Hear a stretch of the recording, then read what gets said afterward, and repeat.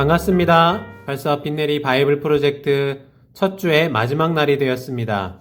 그동안 여러분들 얼마나 함께 하고 계셨나요? 이제 오늘 성경을 읽으시고 내일 오후 5시에는 여러분들이 속한 내일이나 여러 소그룹 속에서 성경을 읽은 것을 나누시기를 바랍니다. 간단하게는 다 읽었어요 라고 짧은 코멘트를 남겨주셔도 좋고, 혹은 한 주간 성경 읽기를 시작하면서 받은 은혜와 감동, 그리고 여러 가지 도전들을 나누셔도 좋습니다. 여러분 그거 아시죠? 은혜는 나눌수록 배가 됩니다. 혹시라도 아직까지 함께하지 못하셨던 분들 아직 기회가 있습니다. 그리고 조금 더 되어도 좋습니다. 저희가 중간중간 여러분들이 쫓아올 수 있는 시간도 마련해 두었으니까요. 오늘이라도 시작하시고 주변에도 소개하시고 말씀의 은혜가 배가 되시기를 바랍니다. 오늘은 16장, 17장, 그리고 18장을 읽는 날인데요. 창세기는 이름 때문에 우리가 창조의 역사만 생각하기 쉽습니다. 창세기 안에는 창조만 담겨 있는 게 아니죠. 바로 약속도 담겨 있습니다. 하나님께서 아담과 하와에게도 약속을 주셨고 노아에게도 약속을 주셨습니다. 그리고 아브라함에게도 약속을 주셨습니다. 12장에서 하나님께서 아브라함을 부르시고 너로 하여금 큰 민족을 이루겠다고 하셨습니다. 약속을 주신 것이죠. 그런데 시간이 많이 흘렀는데 아브라함의 나이를 생각해 볼 때, 또 사라의 나이를 생각해 볼 때 답이 생기지 않았습니다. 과연 이 약속이 이루어질 수 있을까? 이런 의문이 성경을 함께 읽어가는 우리에게도 생겨날 수밖에 없는데요. 이런 고민과 의심은 오늘 말씀에 등장하는 아브람과 사라에게도 마찬가지였습니다. 여러분, 아브라함은 하나님의 약속을 믿지 못할 때 항상 문제를 겪었습니다. 믿음의 사람이기 때문에 당연한 일이겠죠. 가나안을 떠나고 애굽으로 피신 갔을 때 아내를 잃을 뻔했습니다. 오늘 16장도 마찬가지예요. 도무지 하나님의 약속이 이루어질 것 같지 않은 거죠. 말도 안 되는 약속처럼 보였습니다. 그래서 아브라함은 자신의 방법으로, 자신의 계획대로 인간적인 방법으로 자식을 갖기로 했습니다. 결국 하갈을 통해 낳은 이스마엘은 끝없는 분쟁의 씨앗이 되고 말죠. 심지어 자기 자식이었는데도 내쫓을 수밖에 없었습니다. 여러분, 약속이 이루어질 수 있을까? 하나님이 살아계실까? 하나님이 날 버리신 것은 아닐까? 의심이 들고 약속을 믿을 수 없게 될 때 조심하셔야 됩니다. 내 생각대로 일을 진행할 때에 결국 그것이 문제가 되거든요. 하나님은 아브라함이 자기 힘을 빼고 하나님이 하시는 방법대로 이루실 날을 기다리고 또 기다리셨던 것입니다. 15장에서 언약을 다시 알려주셨던 하나님이 이제 이스마엘을 낳아버린 아브라함에게 여전히 하나님은 자기 약속을 자기 방법대로 지키실 것이라는 사실을 알려주셔야 했습니다. 그래서 17장에는 다시 약속을 맺으시죠. 우리는 이것을 할례 언약이라고 부릅니다. 남자들의 성기의 표피를 잘라서 그것을 볼 때마다 하나님의 약속을 날마다 생각하게 만들었습니다.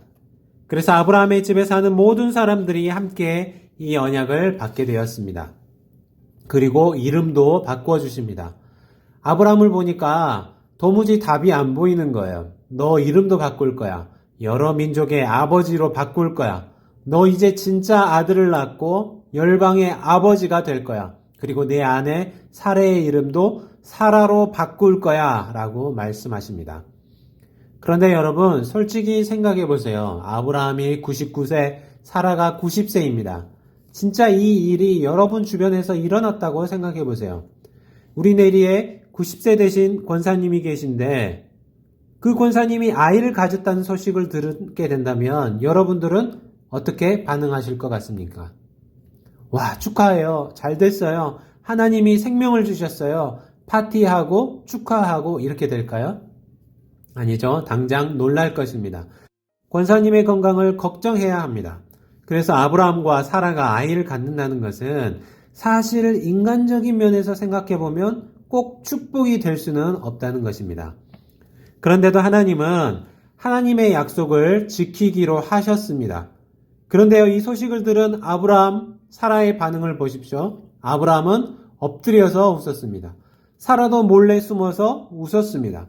웃는 게 당연하지 않겠습니까? 그런데도 하나님은 그 약속을 지키기로 하셨어요.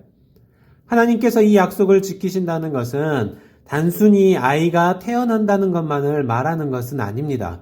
90세의 사라가 아이를 낳고도 건강해야 되지 않겠습니까? 하나님께서는 아브라함과 사라를 앞으로도 지켜주신다는 것이죠. 버리지 않으신다는 사실입니다. 여러분, 하나님의 약속은 언제라도 어떻게 해서라도 이루십니다. 그 사실을 믿으시기를 바랍니다. 그런데요, 18장까지 계속 읽어가다 보면 이런 의문이 들어요.